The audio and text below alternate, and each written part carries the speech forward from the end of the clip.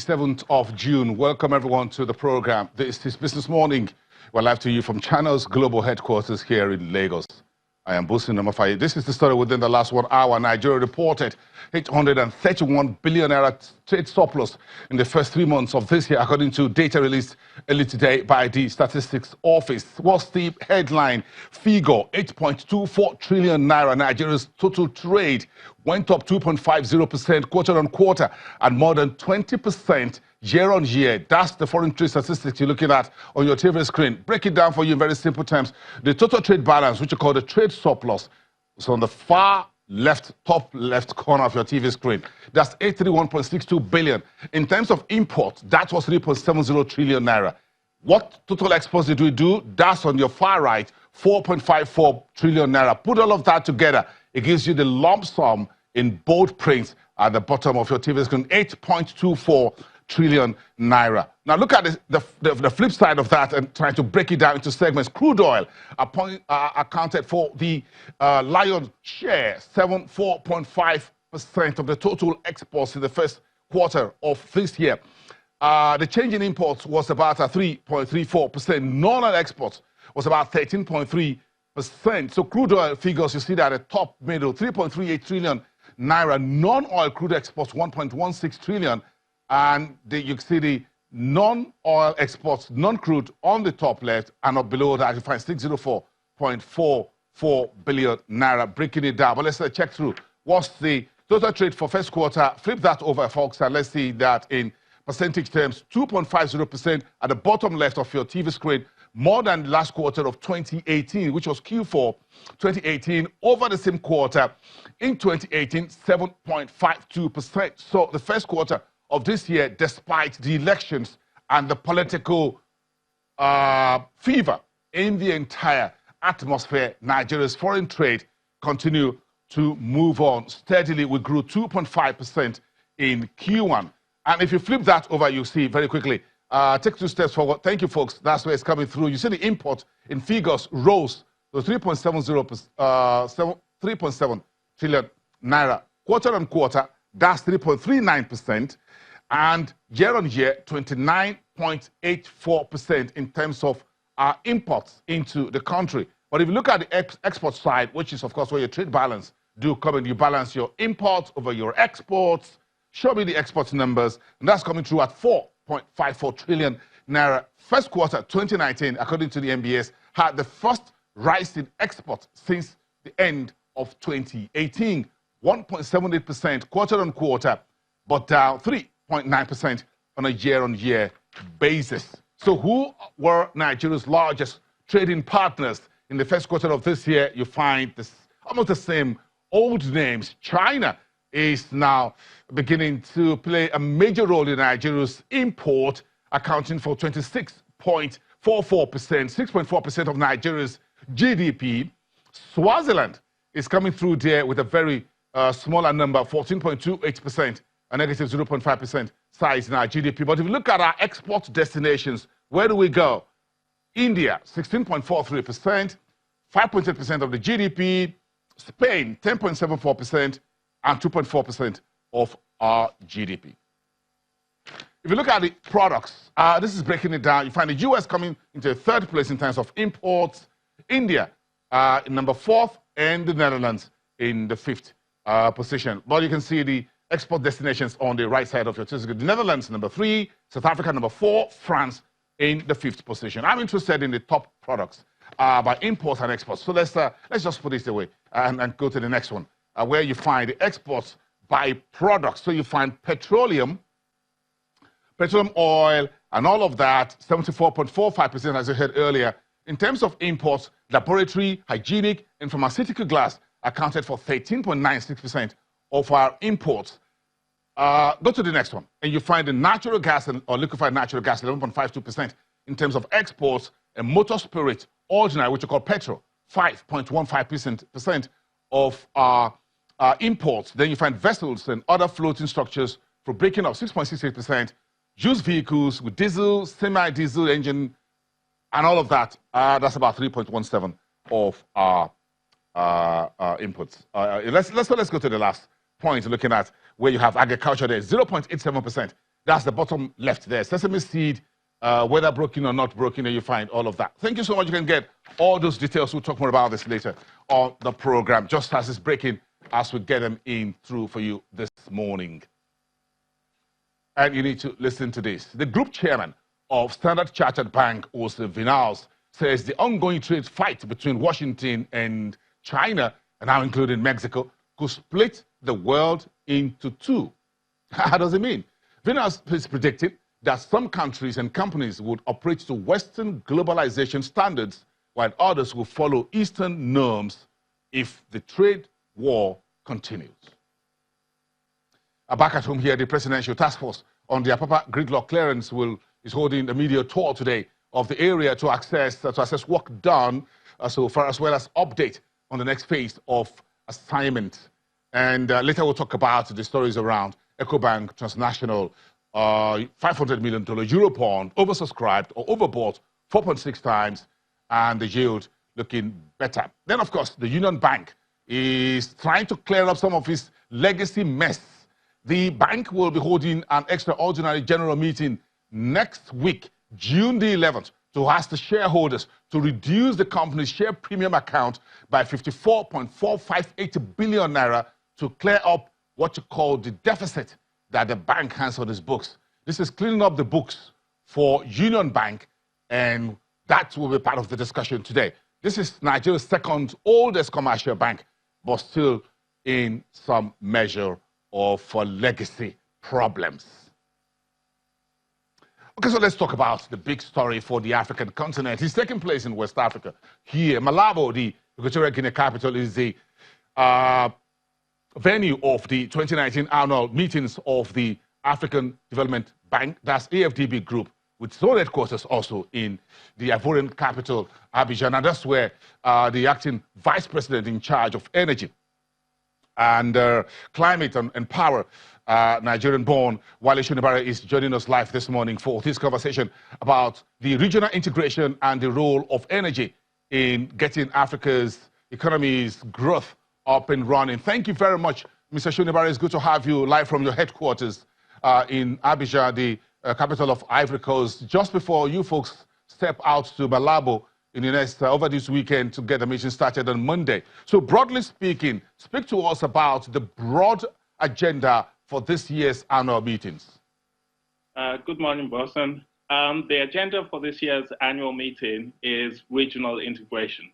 And as you know, regional integration is absolutely critical for the African continent. We have to encourage countries to trade amongst themselves. But there are several dimensions to regional integration. In relation to energy, we are very active in trying to drive trading of power across borders, because what you have is in North Africa, you have significant solar resources. In East Africa, you have geothermal resources. Central, you have significant hydro resources. And in West Africa, of course, we have gas. So there's a need for countries to be able to trade power, because some countries are approaching capacity. Countries such as Kenya, Ethiopia will be approaching capacity, whereas others will be suffering deficit, the likes of Tanzania and Rwanda. And in West Africa, we know significant deficits in Nigeria, but Ghana and Cote d'Ivoire will be experiencing surplus, very soon.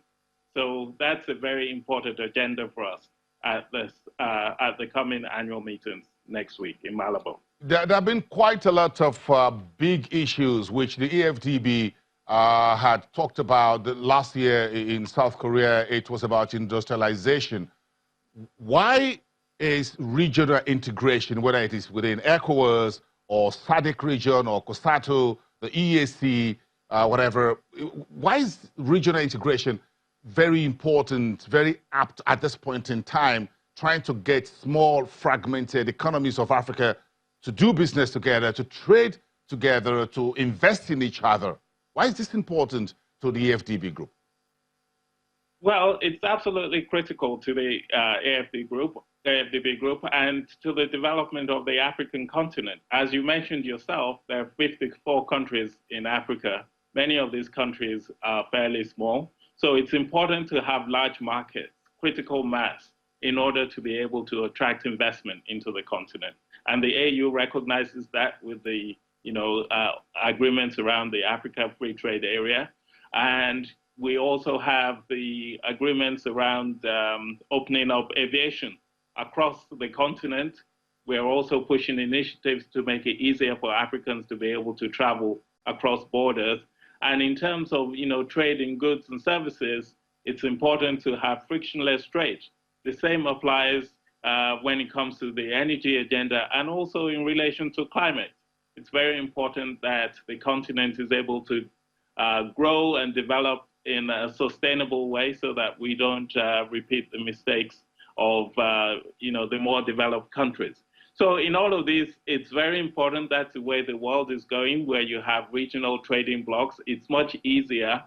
It should be much easier to trade with your neighbors. And it also prevents conflict.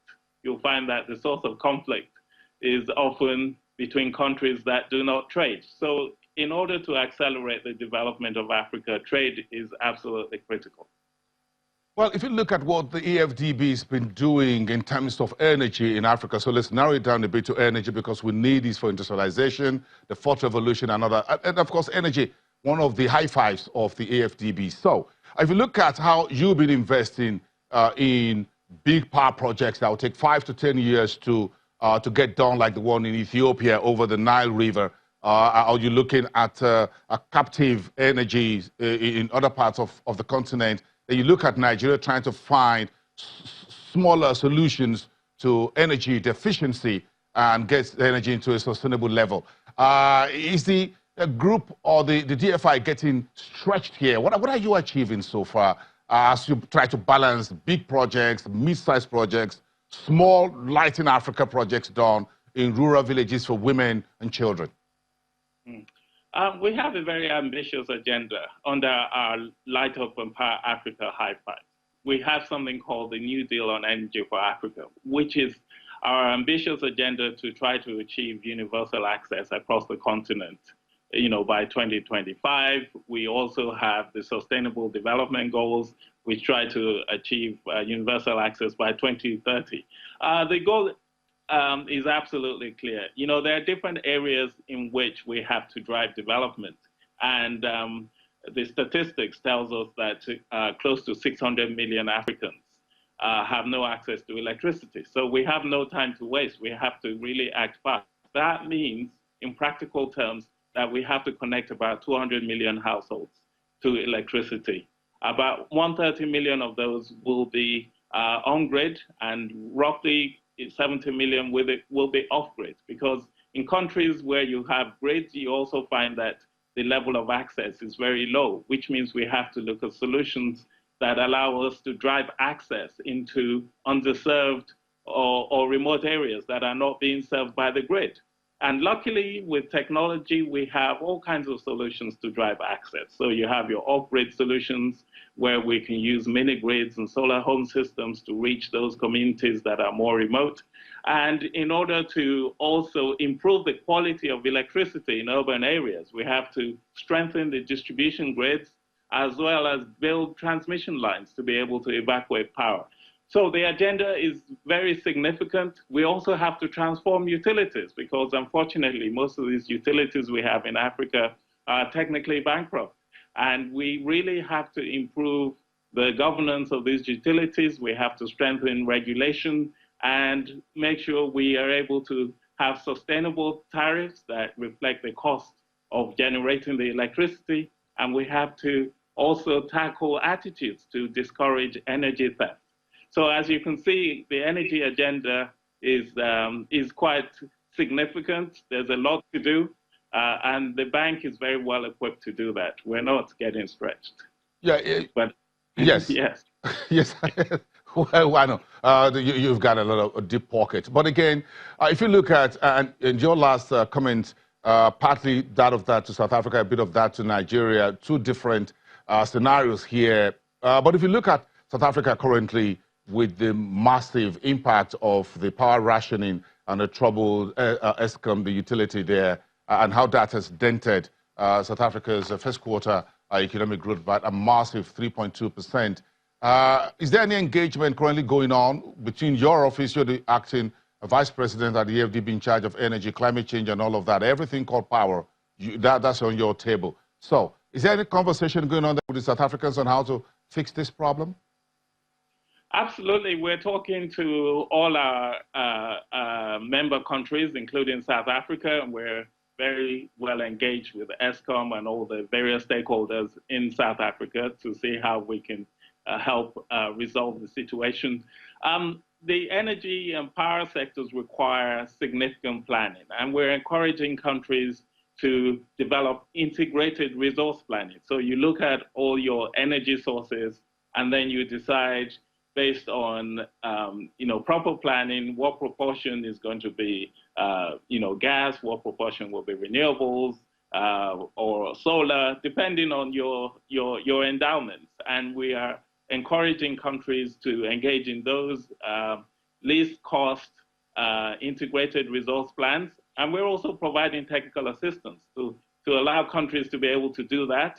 And in the case of South Africa, there are quite a number of coal mines that are coming to the end of their useful lives, and these have to be replaced by more efficient sources of energy, and obviously on the renewable side as well. So that process requires careful planning. So we're working with governments across the continent, not only South Africa, to engage in these disciplines. Yes. So if we look at regional integration, and this is the overarching conversation in Malabo starting from Monday, if you look at regional energy plans that have been on ground for a number of years, for example, the WAPP, the West African Power Projects, which is basically sited between Ghana and Cote d'Ivoire there.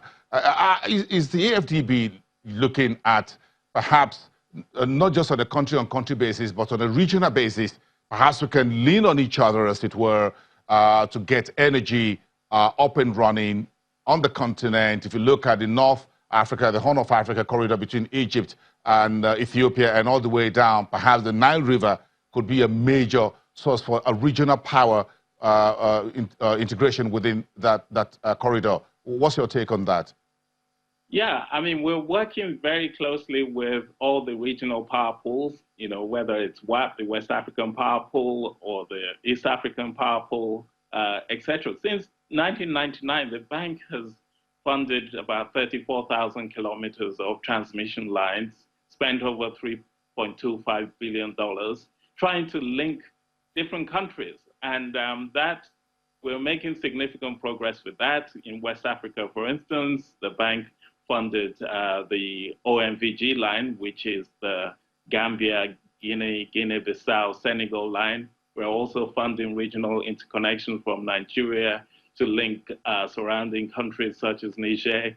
And there are quite a number of other regional interconnection projects that are going on. The Kenya-Ethiopia line, the Zabona linking Zimbabwe and Zambia.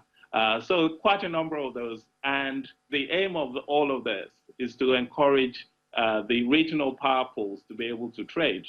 There's statistics to show that the actual average cost of electricity reduces if you're able to achieve regional trade. Because what often happens is that the smaller countries who do not have cheap sources of energy end up getting expensive temporary power that is based on diesel or other forms of expensive short-term energy, and it's not good for them in the long run. So part of what we're trying to do is help these countries achieve least cost power generation.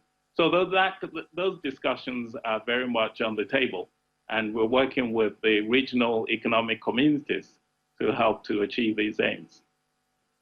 Wale Shonibare, thank you so much. Acting Vice President in charge of Power, Energy and Climate at our AfDB Group out of your headquarters in the Ivorian capital, Abidjan. Thank you so much, and see you folks in Malabo. Of course, Channels Television will be covering the AfDB annual meetings in Malabo from Monday, June the 11th, bringing everyone up to speed and trying to flesh up on the grand topic of regional integration for the continent's economic development. Let's take a break. We'll be right back.